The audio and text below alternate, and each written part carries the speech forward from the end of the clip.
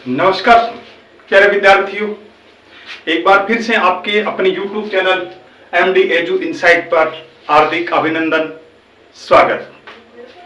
प्यारे विद्यार्थियों, कल जो लास्ट क्लास हुई थी उस क्लास में हमने कक्षा 9 की मैथमेटिक्स का अध्याय नंबर 2 उसका बेस देखा था। आज हम उस क्लास को आगे बढ़ाते हुए हम अध्याय नंबर 2 की प्रश्नावली नंबर 2.1 है उस पर चर्चा करने जा रहे हैं।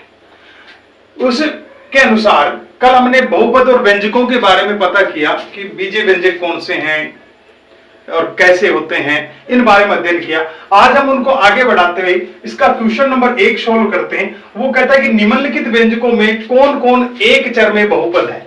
एक चर में बहुपद, कल हमने बताया कि व्यंजक में चर होते हैं और चर को मैंने बताया कि ए बी सी या एक्स वाई जेड या एल एम एन किसी न किसी रूप में, ये जो इंग्लिश अल्फाबेट के जो लेटर्स है ना, इनसे इनमें लिखा जाता है। तो चर एक चर में यानी कि एक जैसे हैं उसमें, वो वाले बहुपद कौन से हैं और कौन कौन नहीं है, कारण सहित उत्तर दीजिए।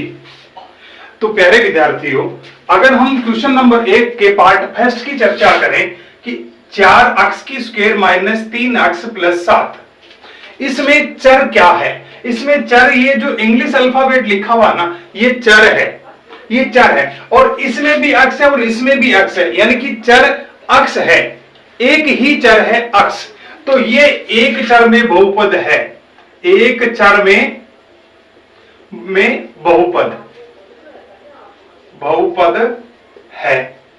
एक बात तो ये हो गई इसकी।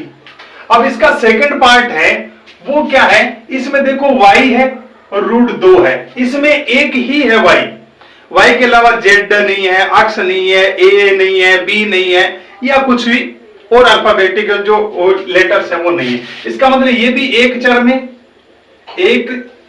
में बहुपद है या व्यंजक बहुपद है। ठीक है, अब अगर बात करें नंबर 3 की, इसमें देखो क्या है, ये ना, ये अचर पद में है, ये सॉरी उसका ये जो रेखिक समीकरण है, इस पे घात जो है ना, घात नहीं लगी हुई है ना, तो कोई घातांक नहीं है, तो ये बहुपद नहीं है, ये जो है ना, ये एक चर में बहुपद नहीं है, ये नहीं है, ये नहीं है। और ये वाला जो है ना, ये भी नहीं है।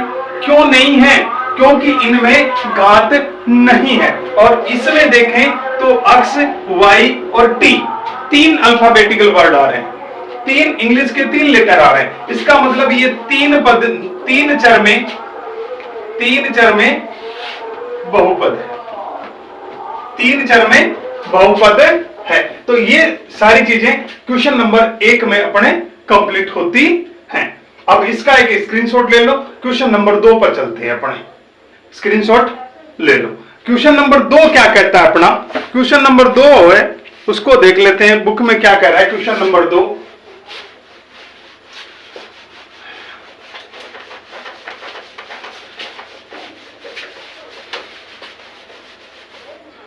क्वेश्चन नंबर 2 अगर देखें तो उसके अंदर ये कह रहा है कि निम्नलिखित में से प्रत्येक में अक्ष स्क्वायर का गुणांक लिखिए। यानी कि क्वेश्चन नंबर 2 में कहता है कि अक्ष स्क्वायर का गुणांक लिखना है, गुणांक लिखो। तो कौन सी स्थिति है? नंबर 1 में क्या स्थिति है? नंबर 1 कहता है कि 2 अक्ष की स्क्वायर प्लस अक्ष, 2 प्लस अक्ष की स्क्वायर प्लस अक्ष। अब यहां कह रहा है कि अक्ष स्क्वायर का गुणांक, तो इसका मतलब इन पे नहीं, हमें अक्ष स्क्वायर पे चलना है। तो अक्ष स्क्वायर के रूप पास में गुणा के रूप में क्या है? कुछ नहीं है। इसका मतलब अक्ष स्क्वायर का गुणांक 1 होगा। यहां अक्ष स्क्वायर का गुणांक यानी कि गुणा के रूप में अंक कोई है इसमें? नहीं है। जब नहीं होता तो 1 होता है, जब कोई नहीं होता है गुणांक में तो वो 1 होता है। क्वेश्चन नंबर इसका सेकंड पार्ट है, वो क्या कह रहा है? सेकंड पार्ट कह रहा है कि 2 माइनस अक्ष स्क्वायर प्लस अक्ष की क्यूब, 2 माइनस अक्ष स्क्वायर प्लस अक्ष की क्यूब। अब यहां अक्ष स्क्वायर का गुणांक क्या है? यहां पर भी आपको कुछ भी नजर नहीं आ रहा, तो अक्स स्क्वायर का गुणांक क्या मिलेगा अपने को? अब अक्स से पहले माइनस का है चिन्ह, तो इसका मतलब -1 है, क्योंकि अंक तो यहां कुछ नहीं नजर आ रहा, जहां गुणा के रूप में कुछ नहीं, कोई भी अंक नजर नहीं आ रहा, इसका मतलब वहां 1 होगा, तो यहां -1 होगा। इसका पार्ट नंबर 3 अगर देखें, वो कह रहा है कि π/2 अक्स स्क्वायर प्लस अक्स। नंबर 3 देखें तो π/2 प्लस अक्स स्क्वायर, π/2 अक्स स्क्वायर प्लस अक्स। यहां अक्स स्क्वायर का गुणांक क्या हो जाएगा? अक्स स्क्वायर का गुणांक क्या हो जाएगा? तो अक्स स्क्वायर के साथ में गुणा के रूप में π/2 है। क्या है? π/2 है। अब अपने नंबर 4 की बात कर लेते हैं। इसका पार्ट नंबर 4 देखें, और 4 नंबर पार्ट कहता है कि √2 अक्स -1, अंडर रूट में 2 अक्स -1। यहां अक्स स्क्वायर है ही नहीं कुछ, यहां अक्स स्क्वायर जैसा कोई पद है ही नहीं। अगर नहीं है तो अक्स स्क्वायर का गुणांक क्या हो जाएगा? है ही नहीं तो शून्य हो जाएगा, है ही नहीं तो शून्य हो जाएगा। इस प्रकार से क्वेश्चन नंबर 2 अपना कंप्लीट हो जाता है। क्वेश्चन नंबर 2 कंप्लीट हो जाता है। इसका स्क्रीनशॉट लो और आगे के क्वेश्चन पर चर्चा करेंगे। Question number 3, question number 3,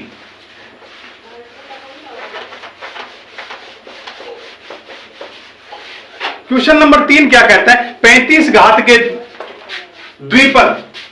question number 3 कहता है कि 35 घात के द्विपद और 100 घात का एक पद के एक पदी का उदाहरण लिखो। अब क्या लिखें? यानी कि घात एक में 35 होगी, पद 2 होंगे, दूसरे में घात 100 होगी, पद 1 होगा। ऐसा कोई बहुपद बनाना है या ऐसा कोई उदाहरण लेना है। तो यहां अगर हल करें तो 35 घात के द्विपद बराबर कोई भी व्यंजक ले लेते हैं। मान लो मैं यहां 2 अक्स ले लेता हूं और उस पर घात 35 लगा करके और -y कर देता हूं, तो ये एक उदाहरण बनता है। इसी प्रकार से यदि आप इसको न लेकर के यदि आप 3y ले लेते हो और उस पर घात 35 लगा करके और प्लस में z कर देते हो, तब भी यही बनता है। इसके अलग अलग उदाहरण अपने मानसिक और अपनी कल्पना के तरीके से ले सकते हैं। फिर यहां लिखे सेकंड पार्ट, 100 घात के एक पदी का बराबर क्या होता है? एक पदी कौन सा होता है? एक ही पद होगा, उसमें 2 पद नहीं होंगे, घात 100 लगेगी। अब मैं आपको यहां लिख दूं 2 अक्स की पावर 100, तो पद तो एक ही है ना, घात 100 लग गई, पद एक है, घात 100 लग गई। यदि मैं यहां लिख दूं कि 3y की पावर 100, यदि मैं यहां लिख दूं कि 5z की पावर 100, तो पद तो एक ही है, तीनों में पद एक है। तो कोई भी एक एग्जांपल इसमें ले लेंगे। ये क्वेश्चन नंबर 3 सोल्व होता है। अब अगले क्वेश्चन पर चलते हैं। उससे पहले आप स्क्रीनशॉट ले सकते हैं या अपना नोट कर सकते हैं।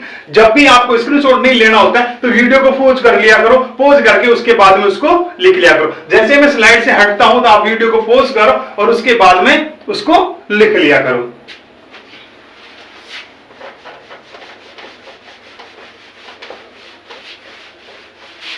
अब क्वेश्चन नंबर 4 की अगर बात करें तो क्वेश्चन नंबर 4 क्या कहता है? निम्नलिखित बहुपदों में से प्रत्येक बहुपद की घात लिखिए। प्रत्येक बहुपद की घात। क्वेश्चन नंबर 4, प्रत्येक बहुपद की घात क्या होगी? बहुपद की घात। तो देखो पहला क्वेश्चन इसके अंदर क्या, पहला पार्ट क्या है कि यहां लिखा है कि 5 अक्स की क्यूब प्लस 4 अक्स स्क्वायर प्लस 7। 5 अक्स की क्यूब प्लस 4 अक्स की स्क्वायर प्लस 7 अक्स। इसमें बहुपद की घात क्या होगी? तो इन सब में देखो सबसे बड़ी घात, कल अपने कह रहे थे कि जो सबसे बड़ी घात होती है वो बहुपद की घात होती है। तो सबसे बड़ी घात अक्स की पावर 3 है, तो यहां लिख सकते हैं सबसे बड़ी घात या सबसे बड़ी घात 3 है, अतः बहुपद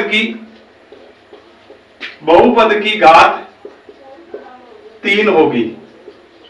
ठीक है, अब बार बार ये चीजें लिखने की जरूरत नहीं है, समझाने के लिए हो गया। अब दूसरा है इसके अंदर, वो कह रहा है कि 4 माइनस वाई स्क्वायर, दूसरा पार्ट है 4 माइनस वाई की स्क्वायर। तो इसमें कौन सी घात होगी, इस बहुपद की घात क्या होगी, सबसे बड़ी 2 है, तो मैं यहां लिख देता हूं घात 2 है, घात 2 है। ठीक है, और यदि मैं नंबर 3 लिखूं इसके अंदर, तीसरा क्वेश्चन कहता है 5t माइनस रूट में 7, 5t माइनस रूट में 7। अब यहां किसी पर भी घात नजर नहीं आता, घातांक नजर नहीं आ रहा, यहां घातांक नजर नहीं आ रहा है, इसका मतलब क्या हुआ, इसका मतलब यहां की 1 होगा, वहां पर यहां पर घात हो, तो घातांक क्या हो जाएगी, घात क्या हो जाएगी, यहां पर 1 हो जाएगी। ठीक है, और यदि हम 4 नंबर की बात करें तो 4 नंबर में सीधा लिख रहा है 3, तो 3 तो बहुपद ही नहीं है, और जब बहुपद ही नहीं है, ये पद ही नहीं है, बहुपद नहीं बना, व्यंजक नहीं बना, तो घात 0 हो जाएगी। जब बहुपद ही नहीं है तो घात किस बात की, तो घात हो जाएगी यहां पर 0। अब क्वेश्चन नंबर 5 पर चलते हैं, तब तक इसको नोट करो आप। क्वेश्चन नंबर 5 कहता है कि बताइए कि निम्नलिखित बहुपदों में कौन कौन बहुपद रेखिक है और कौन कौन द्विघाती है और कौन कौन त्रिघाती है। बेटा सीधा सीधा सटीक सवाल मैं बता देता हूं कि ये कह रहा है कि कौन से में तो द्विघाती है, कौन सा रेखिक है, कौन सा त्रिघाती है बहुपद।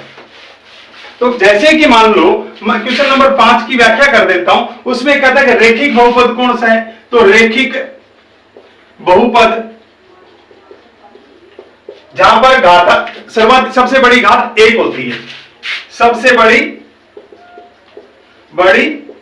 घात 1 हो, वो रेखिक बहुपद होता है। और द्विघात बहुपद कौन सा होता है, बहुपद होता है सबसे बड़ी घात 2 हो। त्रिघात बहुपद में सबसे बड़ी घात 3 हो। और इसी पर डिपेंडेंट है अपना 5वां सवाल, और इसी के आधार पर आपको 5 सवाल को करना है सोल्व। और ये आपका होमवर्क हो गया कि 5 सवाल खुद सोल्व करके बताना, अगर नहीं आता है तो कमेंट में जरूर बताना। ये अपना यूनिट नंबर 2.1 यानी कि प्रश्न नंबर 2.1 होता है संपन्न, समाप्त। और आज का जो ये क्लास है वो आपको कैसी लगी, लाइक सब्सक्राइब कमेंट जरूर करना, और अपनी जो भी इसमें बात अगर नहीं समझने आने वाली है वो जरूर बताना। एमडी एजू इनसाइट पर जाकर के क्लास जरूर लेना। जय हिंद, जय भारत।